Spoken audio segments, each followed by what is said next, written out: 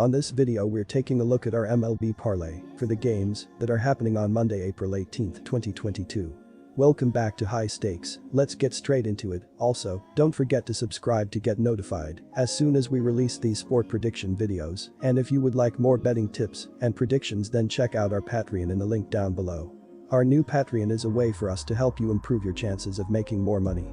5 plans are available for each and every one of you. You can get 30 extra betting picks all the way up to 500 extra betting picks per month. Stop wasting hours of your time searching for bad betting picks that ends up costing you a lot of money. Join the High Stakes Patreon now and get the best betting picks. Our first parlay pick is Cleveland Guardians vs Chicago White Sox. Over 8.5 runs. And here is why. The Chicago White Sox have scored 9 runs in their last 3 games and 3 or fewer runs in 4 straight games. The White Sox are 3-2 this season when scoring 3 or fewer runs. Tim Anderson leads the White Sox with 11 hits and 4 RBI, while Andrew Vaughn and Jose Abreu have combined for 15 hits and 10 RBI. Dallas Keuchel gets the ball, and he is 1-0 with a 5.40 ERA and 5 strikeouts this season. Keuchel is 4-2 with a 3.53 ERA and 51 strikeouts in his career against the Guardians. Chicago is one of the sharpest teams out of the game to begin 2022, including a strong showing over the weekend to take a series from Tampa Bay, but it couldn't complete the sweep in what turned into a blowout loss on Sunday.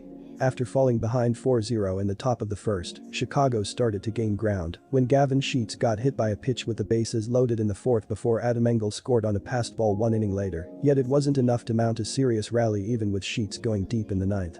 Aaron Civale took the loss, allowing 4 runs, 3 earned, on 4 hits and a walk, while striking out 5 across 4 innings. Miles Straw was the only member of the Guardians to reach base twice, while Ernie Clement doubled. The Guardians are now down on the money line despite the hot start, while going 5-4 on the run line. Overs are also 5-4 for Cleveland after the last game against the Giants went over the betting total of 7.5 runs. Even with a tough weekend, Cleveland remains atop the MLB leaderboard with 6.00 runs per game plus and .826 ops. Cleveland pitching has also been effective with a 3.04 collective ERA, including a mark of 3.55 from the bullpen. Dallas Keuchel wasn't great in his season debut, and he had his struggles last season, so there are questions here. Tristan McKenzie looked sharp in his opener, but he did have a 5.17 ERA and control issues last year at home. I don't think either of these pitchers are the most trustworthy in this spot. I expect some offense here, and the total is more than reasonable. Give me the over.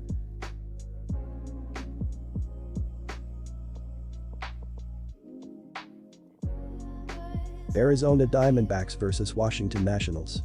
Washington for the win. And here is why. The Backs lost as +173 underdogs to the Mets in the series finale yesterday afternoon. It was a 5-0 shutout that failed to clear the 7.5 run total set by the sportsbooks.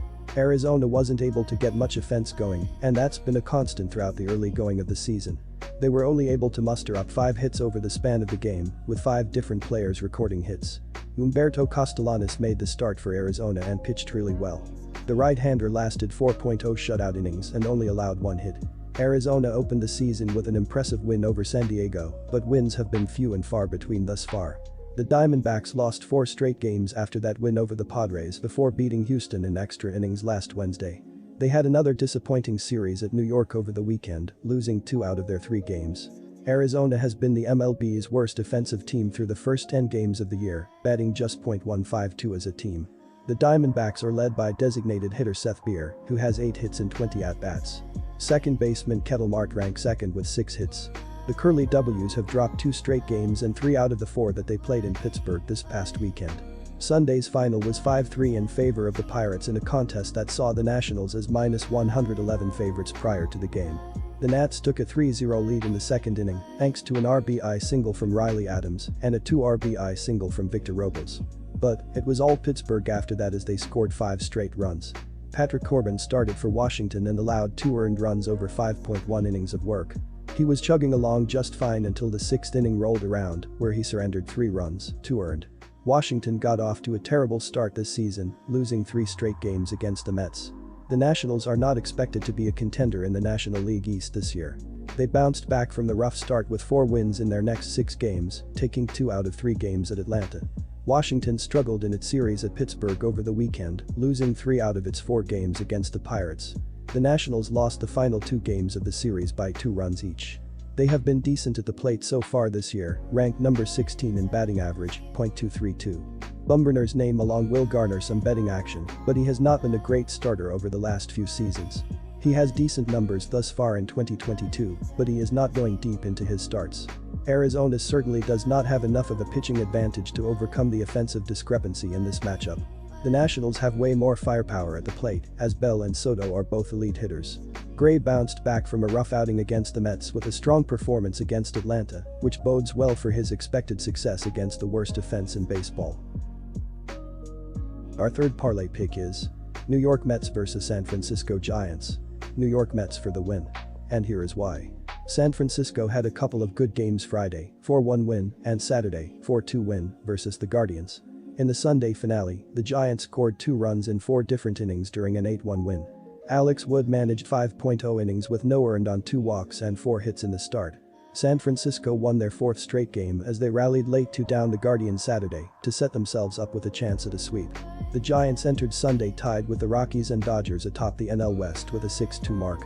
Against the Guardians, San Francisco finished with just 5 hits with Brandon Belt, run, 2 RBI, the only player with 2 in the game. He scored the winning run in the top of the 8th inning on a fielder's choice.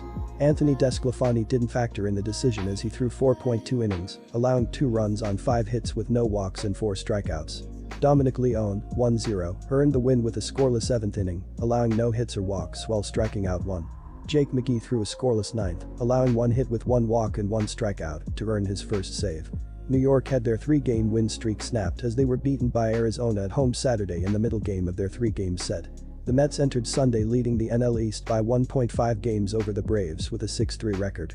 Their loss Saturday marked their first home loss to Arizona since August 24, 2017, snapping an 11-game home win streak in the series. On Saturday, New York finished with 5 hits with Jeff McNeil, run, the only player with 2 in the game. Starling Marte, run, 2 RBI, hit his 2nd homer of the season for the Mets to account for their offense in the loss.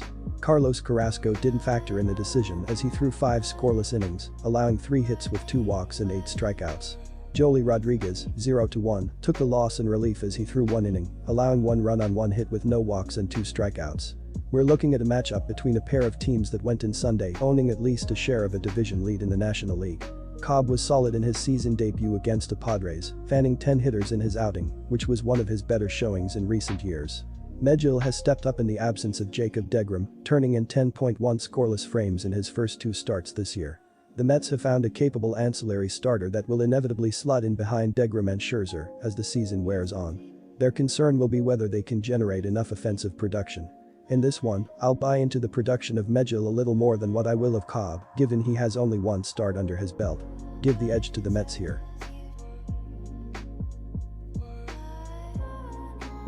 Disclaimer, no financial advice. The information on this channel is provided for education and informational purposes only, without any express or implied warranty of any kind, including warranties of accuracy, completeness, or fitness for any particular purpose. The information contained in or provided from or through this channel is not intended to be and does not constitute financial advice, investment advice, trading advice, or any other advice. The information on this channel and provided from or through this channel is general in nature and is not specific to you, the user, or anyone else. You should not make any decision, financial, investment, trading, or otherwise, based on any of the information presented on this channel without undertaking independent due diligence and consultation with a professional broker or financial advisor.